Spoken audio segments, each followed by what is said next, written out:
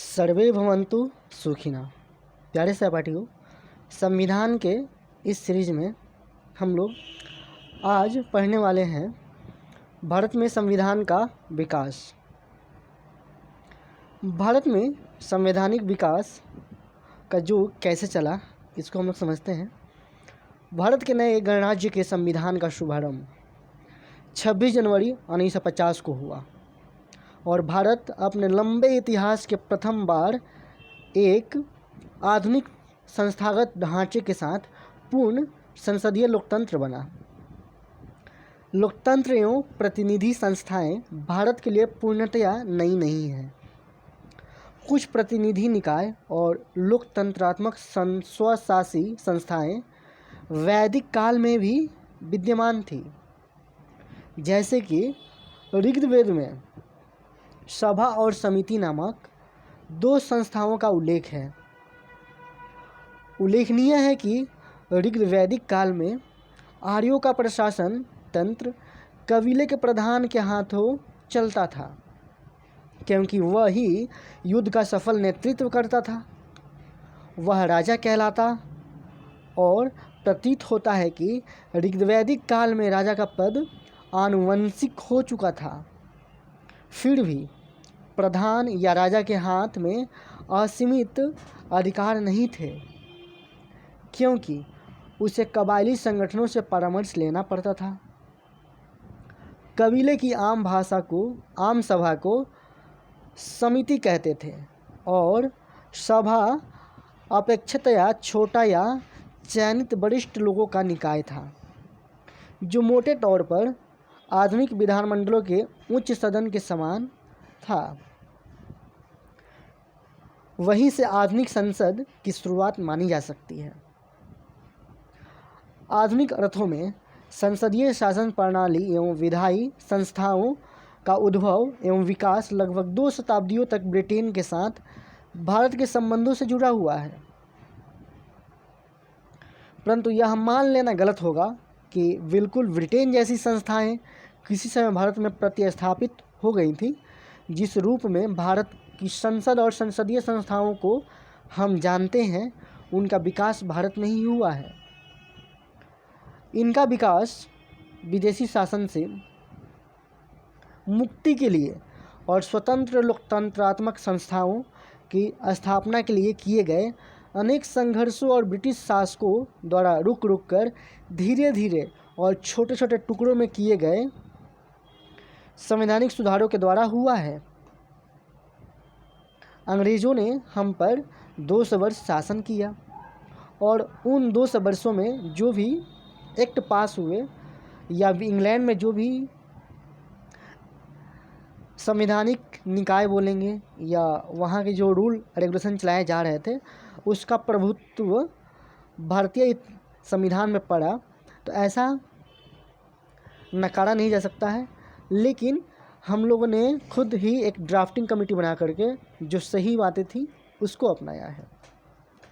1773 का regulating act east India company के कर्मचारियों में व्याप्त अनुशासनहीनता तथा स्वार्थ परक प्रवृत्ति के कारण कंपनी को हुई क्षति पर रिपोर्ट देने के लिए तत्कालीन ब्रिटिश प्रधानमंत्री लॉर्ड नॉर्थ द्वारा 1772 में गठित एक गुप्त समिति के प्रतिवेदन पर 1773 में ब्रिटिश संसद द्वारा रेगुलेटिंग एक्ट पारित किया गया, जिसमें निम्नलिखित प्रावधान थे।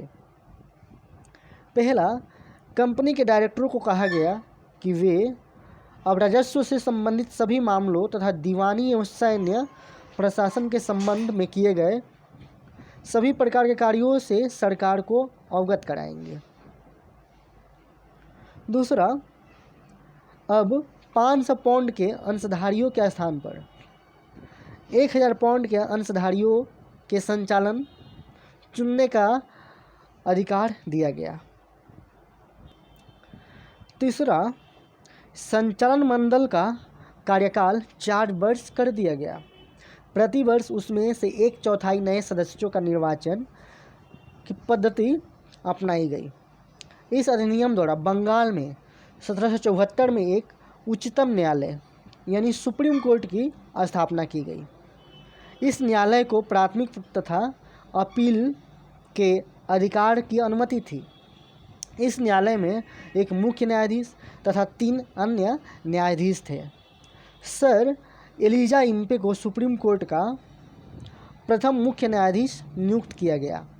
न्यायालय को यह भी अधिकार था कि वह कंपनी तथा सम्राट की सेवा में लगे व्यक्तियों के विरुद्ध मामले, कार्यवाही अथवा शिकायत की सुनवाई कर सकता है। बंगाल में एक प्रशासक मंडल गठित किया गया जिसमें गवर्नर जनरल तथा 4 पार्षद नियुक्त किए गए। ये पार्षद नागरिक तथा सैन्य प्रशासन से संबंधित थे। इस मंडल में निर्णय बहुमत के आधार पर लिए जाते थे। इस अधिनियम द्वारा प्रशासक मंडल में वारेन हेस्टिंग को गवर्नर जनरल के रूप में तथा क्लेवरिंग, मानसन, वरवेल एवं फिलिप फ्रांसिस को पार्षदों के रूप में नियुक्त किया गया। इस सभी का कार्यकाल 5 वर्ष का था तथा कोर्ट ऑफ डायरेक्टर्स की सिफारिश पर केवल ब्रिटिश द्वारा ही इन्हें हटाया जा सकता था। अगला, कानून बनाने का अधिकार गवर्नर जनरल तथा उसकी परिषद को दे दिया गया, किंतु इन कानूनों को लागू करने के पूर्व भारत के सचिव से अनुमति प्राप्त करना अनिवार्य था। बंगाल के गवर्नर को अब समस्त अंग्रेजी क्षेत्रों का गवर्नर कहा जाने लगा। सब परिषद गवर्नर जनरल को बंगाल में फोर्ट विलियम की प्रेसिडेंसी के असैनिक तथा सैनिक शासन की अधिकार दिया गया। कुछ विशेष मामलों में उसे बम्बई तथा मद्रास की प्रेसिडेंसी का अधिरक्षण भी करना था। 1781 का संशोधित अधिनियम। सर्वोच्च न्यायालय कंपनी के कर्मचारियों के विरुद्ध उन कार्यों के लिए कार्यवाही नहीं कर सकता जो उन्होंने एक सरकारी अधिकारी की हैसियत से किए हों। इसमें पहला पॉइंट, कंपनी के राजस्व कलेक्टरों एवं कानूनी अधिकारियों को भी सरकारी अधिकार के रूप में किए गए कार्यों के संबंध में सर्वोच्च न्यायालय के कार्यक्षेत्र से मुक्त कर दिया गया। गवर्नर जनरल एवं उसकी परिषद के सदस्यों को भी यह उन्मुक्तता प्रदान कर दी गई। कानून बनाते तथा उसके क्रियान्वयन करते समय भारतीयों के सामाजिक एवं धार्मिक रीति रिवाजों का सम्मान किए जाने के निर्देश दिए गए।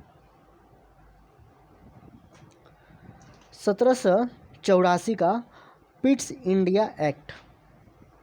गवर्नर जनरल वारेन हेस्टिंग की साम्राज्यवादी नीतियों को लेकर कंपनी और संसद के बीच मतभेद पैदा हो गए थे। इसी कारण 1782 में हाउस ऑफ कॉमन में हेस्टिंग को वापस बुला लेने का प्रस्ताव पारित किए गए, परंतु कोर्ट ऑफ डायरेक्टर्स ने संसद की इच्छा की अवहेलना कर दी। इन स्थितियों से निपटने के लिए कंपनी पर नियंत्रण के लिए 1783 में इंग्लैंड के तत्कालीन नॉर्फॉल्क मंत्रिमंडल ने फॉक्स इंडिया बिल संसद में पेश किया। हाउस ऑफ लॉर्ड्स द्वारा विधेयक अस्वीकार कर दिया गया और फॉक्स मंत्रिमंडल को त्यागपत्र देना पड़ा। अगली सरकार पिट द यंगर ने बनाई, जिसने 1784 में संसद में फिर से इंडिया बिल पेश किया, पर फॉक्स के विरोध के कारण विधेयक गिर गया। संसद भंग कर दिए गए और चुनाव नए कराए गए, जिसमें पिट भारी बहुमत से विजयी हुआ। उसने कुछ संशोधनों के साथ अपनी इंडिया बिल फिर से संसद में रखा, जो पारित हो गया और 1784 के पिट्स इंडिया एक्ट के नाम से प्रसिद्ध हुआ। इस अधिनियम में निम्नलिखित प्रावधान किए गए थे। कमिश्नर के कमिश्नरों के नियंत्रण बोर्ड की स्थापना की गई, जिसे भारत में अंग्रेजी अधिकृत क्षेत्र पर पूरा अधिकार दिया गया। इसे बोर्ड ऑफ कंट्रोल के नाम से जाना जाता था। इसके सदस्यों की नियुक्ति ब्रिटेन के सम्राट द्वारा की जानी थी। इसके सदस्यों में एक ब्रिटेन का अर्ध मंत्री, दूसरा विदेश सचिव तथा 4 अन्य सम्राट द्वारा प्रीव्यू काउंसिल के सदस्यों से चुने जाते थे। मुंबई तथा मद्रास के गवर्नर पूर्ण रूप से गवर्नर जनरल के अधीन कर दिए गए। भारत में गवर्नर जनरल के परिषद की सदस्य संख्या 4 से घटाकर 3 कर दी गई। इस समय इस 3 में से एक स्थान मुख्य सेनापति को दे दिया गया। भारत में कंपनी के अधिकृत प्रदेशों को पहली बार नया नाम ब्रिटिश अधिकृत भारतीय प्रदेश कहा जाने लगा। संचालन मंडल द्वारा तैयार किए जाने वाले पत्र व आज्ञाएं नियंत्रण बोर्ड के सम्मुख रखे जाते थे। संचालन मंडल को भारत से प्राप्त होने वाले पत्रों को भी नियंत्रण बोर्ड के सम्मुख रखना आवश्यक था। नियंत्रण बोर्ड पत्रों में परिवर्तन कर सकता था। कंपनी के डायरेक्टरों की एक गुप्त सभा बनाई जा गई, जो अधिकार सभा का संचालन मंडल के सभी आदेशों को भारत भेजती थी। मद्रास तथा मुंबई के गवर्नरों की सहायता के लिए 3-3 सदस्यीय परिषदों का गठन किया गया। देशी राजाओं से युद्ध तथा युद्ध से संधि के पहले गवर्नर जनरल को कंपनी के डायरेक्टरों से स्वीकृति लेना अनिवार्य कर दिया गया था। भारत में अंग्रेज अधिकारियों के ऊपर मुकदमा चलाने के लिए इंग्लैंड के एक कोर्ट की स्थापना की गई। 1786 का अधिनियम। इस अधिनियम का निम्नलिखित प्रावधान ये था कि गवर्नर जनरल को मुख्य सेनापति की शक्तियाँ भी मिल गईं। गवर्नर जनरल को विशेष परिस्थितियों में अपनी परिषद के निर्णयों को रद्द करने तथा अपने निर्णय लागू करने का अधिकार दे दिया गया। 1793 का चार्टर एक्ट। इस अधिनियम में निम्नलिखित प्रावधान थे। कंपनी के व्यापारिक अधिकारियों को अगले 20 वर्षों के लिए और आगे बढ़ा दिया गया। नियंत्रण अधिकरण के सदस्यों का वेतन भारतीय कोष से दिया जाने लगा। गवर्नर जनरल एवं गवर्नर की सिफारिश एवं परिषदों के सदस्यों की योग्यता के लिए एक शर्त बना दी गई कि सदस्य को कम से कम 12 वर्षों तक भारत में रहने का अनुभव हो। विगत शासकों के व्यक्तिगत नियमों के स्थान पर ब्रिटिश भारत में लिखित विधि विधानों द्वारा प्रशासन की आधारशिला रखी गई। नियमों तथा लिखित विधियों की व्याख्या न्यायालय द्वारा की जानी थी। 1813 का चार्टर अधिनियम। कंपनी के एकाधिकार को समाप्त करने ईसाई मिशनरियों द्वारा भारत में धार्मिक सुविधाओं की मांग, लॉर्ड वेलेस्ली की भारत में आक्रामक नीति तथा कंपनी की शोचनीय आर्थिक स्थिति के कारण 1813 का चार्टर अधिनियम ब्रिटिश संसद द्वारा पारित किया गया, जिसमें निम्नलिखित प्रावधान थे।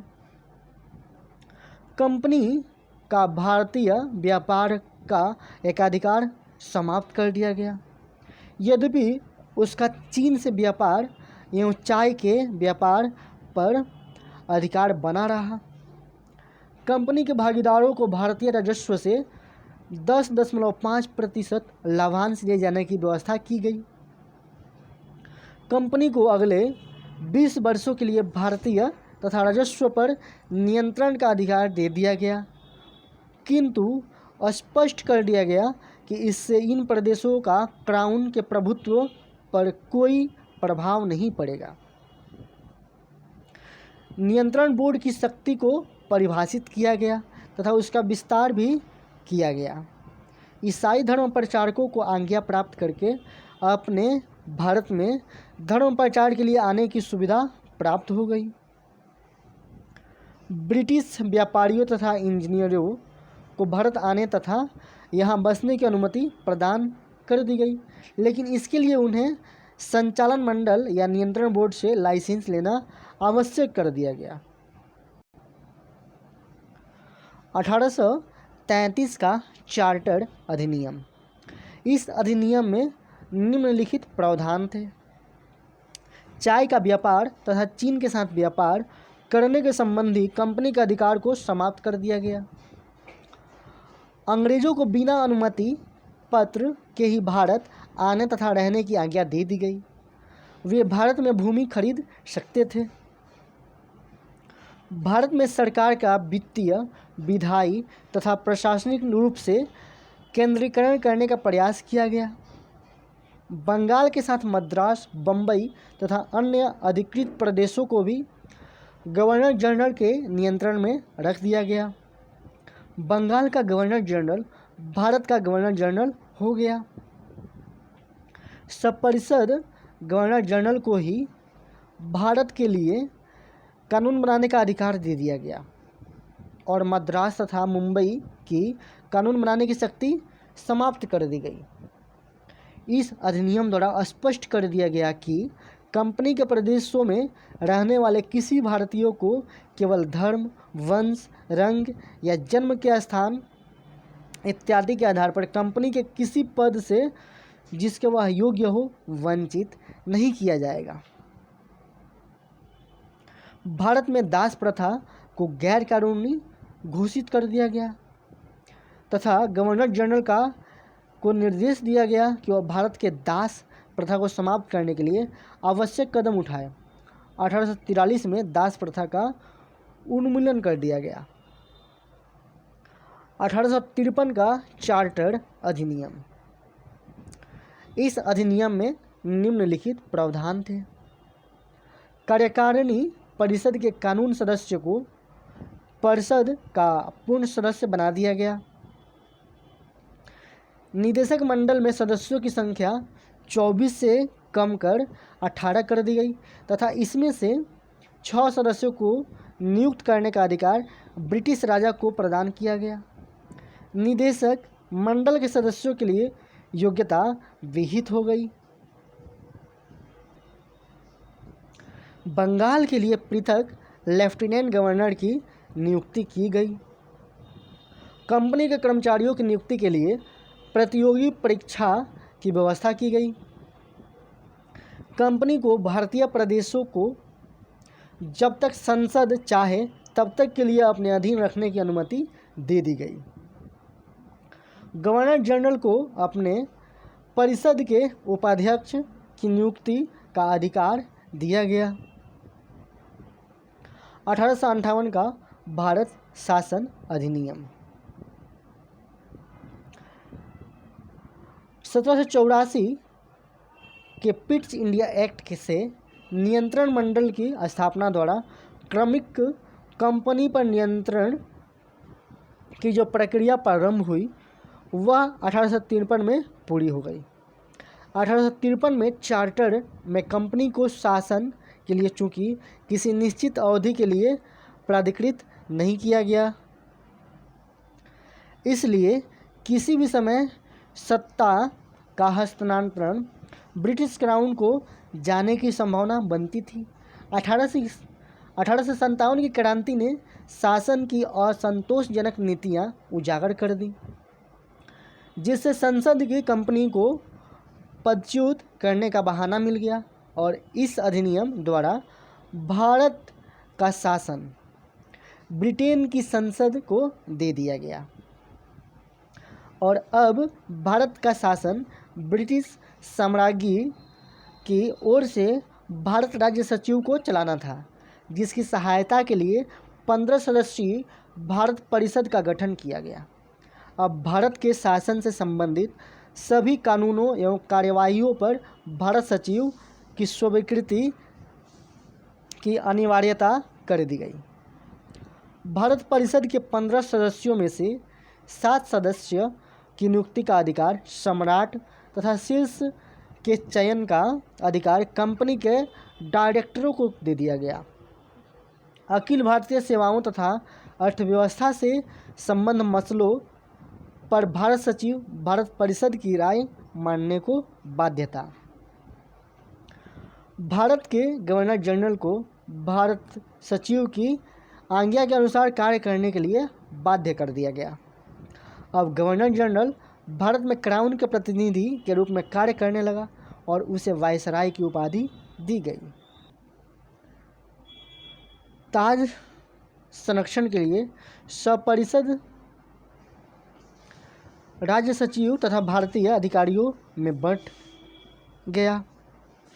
अनुबंध सिविल सेवा में नियुक्तियों को खुली प्रतियोगी परीक्षा द्वारा भरा जाने लगा। भारत राज्य सचिव एक निगम निकाय घोषित किया गया जिस पर इंग्लैंड और भारत में दायर किया जा सकता था अथवा दावा कर सकता था। भारत के लिए अब भारतीय परिषद अधिनियम 1861 की व्यवस्था की गई। इस अधिनियम में यह उपबंध किया गया कि गवर्नर जनरल की कार्यकारी परिषद, जो अभी तक अनन्य रूप से सरकारी अधिकारियों का एक समूह थी, उस समय जब परिषद विधान परिषद के रूप में विधायी कार्य करेगी, इसमें से कुछ गैर सरकारी सदस्य भी सम्मिलित किए जाएंगे, किंतु यह परिषद किसी लोक प्रतिनिधि संस्था से किसी भी रूप में समान न थी। इसमें सदस्य मनोनीत किए जाते थे जिनका कार्य गवर्नर जनरल द्वारा उनके समय रखे गए प्रस्तावों पर केवल विचार विमर्श करने तक सीमित था। साथ ही ये किसी भी रीति से प्रशासनिक कार्यों की आलोचना का अधिकार नहीं रखते थे। भारतीय परिषद अधिनियम 1892। इस अधिनियम में निम्नलिखित प्रावधान थे। भारत सरकार की विधि निर्मात्री संस्था में अतिरिक्त सदस्य 10 से 16 तक, कम से कम 40% सदस्यों का गैर सरकारी होना जरूरी है। बम्बई, मद्रास, बंगाल की परिषदों में अतिरिक्त सदस्यों की संख्या 8 से लेकर 20 तक। उत्तरी पश्चिमी प्रांत में 15 सदस्य। गैर सरकारी सदस्यों की नियुक्त करने के लिए विशुद्ध नामांकन के स्थान पर सिफारिश के आधार पर नामांकन पद्धति लागू किया गया। विधि निर्मात्री संस्थाओं को प्रश्न पूछने तथा बजट पर बहस करने का अधिकार सीमित रूप से प्राप्त। समीक्षा। इस अधिनियम में बहुत सी त्रुटियां थीं जिनके कारण भारतीय राष्ट्रवादी इससे असंतुष्ट रहे व भारतीय राष्ट्रीय कांग्रेस ने एक्ट की बार बार आलोचना की। यह माना गया कि सभी निकायों को चुनाव मंडल बनाना एक प्रकार से इनके द्वारा मनोनीत करना ही है। विधानमंडलों की शक्तियाँ भी बहुत ही सीमित कर दी गई थीं। सदस्य अनुपूरक प्रश्न नहीं पूछ सकते थे। किसी प्रश्न का उत्तर देने से इनकार किया जा सकता था। कुछ वर्गों को प्रतिनिधित्व नहीं मिला तथा कुछ को अत्यधिक मिल गया। बम्बई में 2 स्थान यूरोपीय व्यापारियों को दिए गए, भारतीय व्यापारियों को एक भी नहीं दिया गया। 2 स्थान सिंध को दिए गए, पूना और सतारा को एक भी स्थान नहीं दिया गया। भारतीय परिषद अधिनियम 1909। मार्ले मिंटो सुधार अधिनियम। भारत के तत्कालीन सचिव लॉर्ड मॉर्ले और वायसराय लॉर्ड मिंटो के नाम पर प्रातिनिधिक और लोकप्रियता के क्षेत्र में किए गए सुधारों का समावेश 1909 के भारतीय परिषद अधिनियम में किया गया।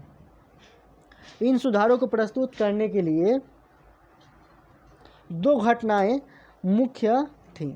अक्टूबर 1906 में आगा खां के नेतृत्व में एक मुस्लिम प्रतिनिधिमंडल वायसराय लॉर्ड मिंटो से मिला और मांग की कि मुसलमानों के लिए पृथक निर्वाचन प्रणाली की व्यवस्था की जाए तथा मुसलमानों को उनकी जनसंख्या के अनुपात में प्रतिनिधित्व दिया जाए।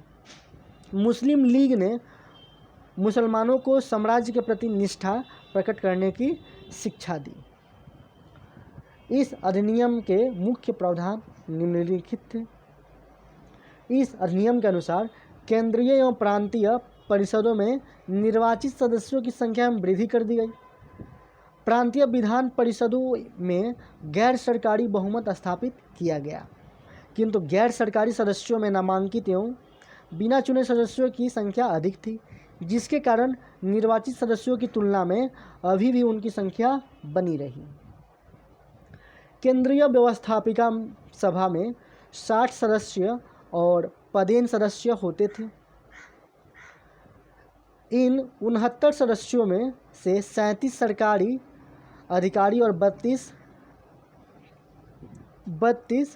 गैर सरकारी सदस्यों में से 5 नामांकित एवं 27 चुने हुए थे। निर्वाचित 27 सदस्यों में 6 हिंदू जमींदारों द्वारा, 5 मुसलमानों द्वारा और 1 मुस्लिम जमींदारों द्वारा चुना था। एक मुंबई के चैम्बर ऑफ कॉमर्स और एक बंगाल के चैम्बर्स ऑफ कॉमर्स तथा 13 प्रांतीय विधान परिषदों द्वारा चुने जाते थे। सभी निर्वाचित सदस्य प्रत्यक्ष रूप से चुने जाते थे। स्थानीय निकायों से निर्वाचन परिषद का गठन होता था। ये प्रांतीय विधान परिषदों के सदस्यों का निर्वाचन करती थी। प्रांतीय विधान परिषदों के सदस्य केंद्रीय व्यवस्थापिका के सदस्यों का निर्वाचन करते थे। सर्वप्रथम पहली बार पृथक निर्वाचन का प्रारंभ इसी में किया गया। साथ ही मुसलमानों को प्रतिनिधित्व के मामले में विशेष रियायत दी गई। उन्हें केंद्रीय एवं प्रांतीय विधान परिषद में जनसंख्या के अनुपात में अधिक प्रतिनिधि भेजने का अधिकार दिया गया। गवर्नर जनरल की कार्यकारिणी में एक भारतीय सदस्य को नियुक्त करने की व्यवस्था की गई। पहले भारतीय सदस्य के रूप में डॉक्टर सत्येंद्र सिन्हा को नियुक्त किया गया। इस अधिनियम के द्वारा विधान परिषद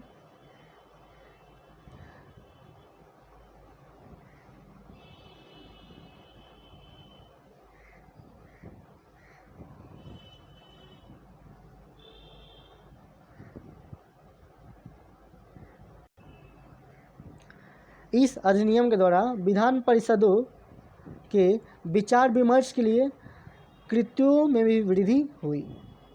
इससे उन्हें यह अवसर दिया गया कि वे बजट या लोकहित के किसी विषय पर संकल्प प्रस्तावित करके प्रशासन की नीति पर प्रभाव डाल सकें। कुछ विनिर्दिष्ट विषय इसके बाहर थे, जैसे सशस्त्र बल, विदेश संबंध और देसी रियासतें। समीक्षा की जाए अगर इसकी, तो इस अधिनियम के अंतर्गत जो चुनाव पद्धति अपनाई गई वह इतनी अस्पष्ट थी कि जनप्रतिनिधित्व प्रणाली एक प्रकार की बहुत सी छननियों से छानने की क्रिया बन गई। कुछ लोग स्थानीय निकायों का चुनाव करते थे। ये सदस्य चुनाव मंडलों का चुनाव करते थे और ये चुनाव मंडल प्रांतीय परिषदों के सदस्यों का चुनाव करते थे। सुधार को कार्यान्वित करते हुए बहुत सी गड़बड़ियाँ उत्पन्न हो गई। संसदीय प्रणाली तो दी गई परंतु उत्तरदायित्व तो नहीं दिया गया। संसदीय प्रणाली के कारण अब इसमें सरकार कोई विवेकहीनता तथा उत्तरदायी प्रक्रिया की आलोचना की जाने लगी। 1909 के सुधारों से जनता को केवल नाम मात्र के सुधार प्राप्त हुए, वास्तविक रूप से कुछ नहीं। इससे प्रभाव तो मिला पर शक्ति नहीं मिली। मॉन्टेस्क्यू चेम्सफोर्ड प्रतिवेदन और भारत शासन अधिनियम 1919। भारत के तत्कालीन secretary of the state Shri E.S. Montesquieu और गवर्नर जनरल लॉर्ड चेम्सफोर्ड की ब्रिटिश भारत में उत्तरदायी सरकार स्थापित करने की 20 अगस्त 1917 कि ब्रिटिश सरकार की घोषणा को पूर्ण रूप देने का कार्य सौंपा गया। भारत शासन अधिनियम 1919 में इनकी सिफारिशों को एक विधिक रूप प्रदान किया गया। उक्त अधिनियम में निम्न बातें थीं। प्रांतीय सरकार द्वैध शासन प्रणाली का आरंभ किया गया और कार्यपालिका में देखें तो वर्ष 1919 के अधिनियम की सबसे मुख्य विशेषता थी प्रांतों में उत्तरदायी सरकार की स्थापना के लिए द्वैध शासन व्यवस्था की शुरुआत। इस प्रणाली के जन्मदाता सर लियोनिल कॉर्टिस थे। इस व्यवस्था को लॉर्ड मॉन्टेस्क्यू तथा चेम्सफोर्ड ने अपना कर प्रांतीय सरकारों में पूर्ण स्थान दिया। इस प्रणाली के आधार पर प्रांतीय कार्यकारिणी परिषद को दो भागों में विभक्त किया गया। पहले भाग में गवर्नर तथा उसकी कार्यकारिणी के सदस्य तथा दूसरे भाग में गवर्नर और उसके मंत्रीगण थे। प्रांतीय विषयों को दो भागों में विभाजित किया गया, जिसमें पहला आरक्षित और दूसरा हस्तांतरित।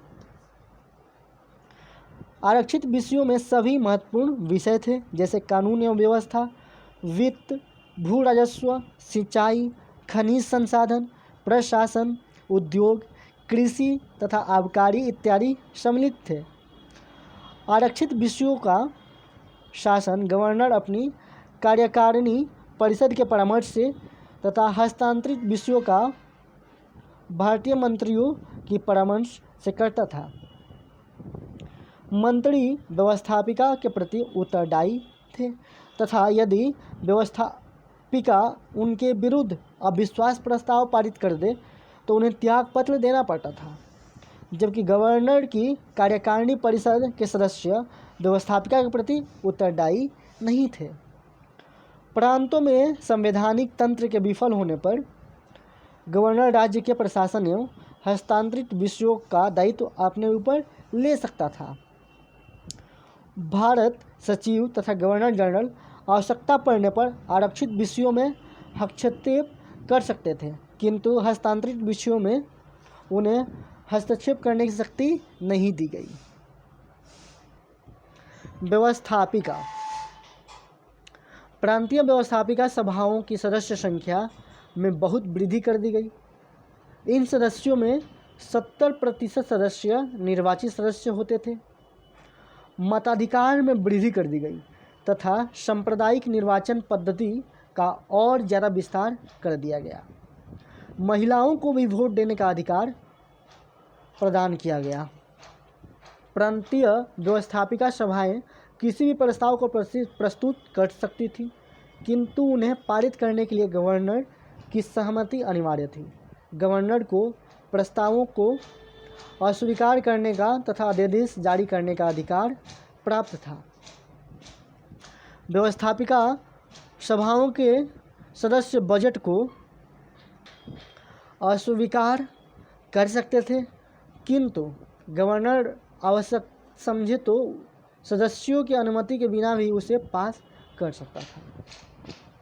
प्रांतीय परिषदों को अब विधान परिषदों की संज्ञा दी गई।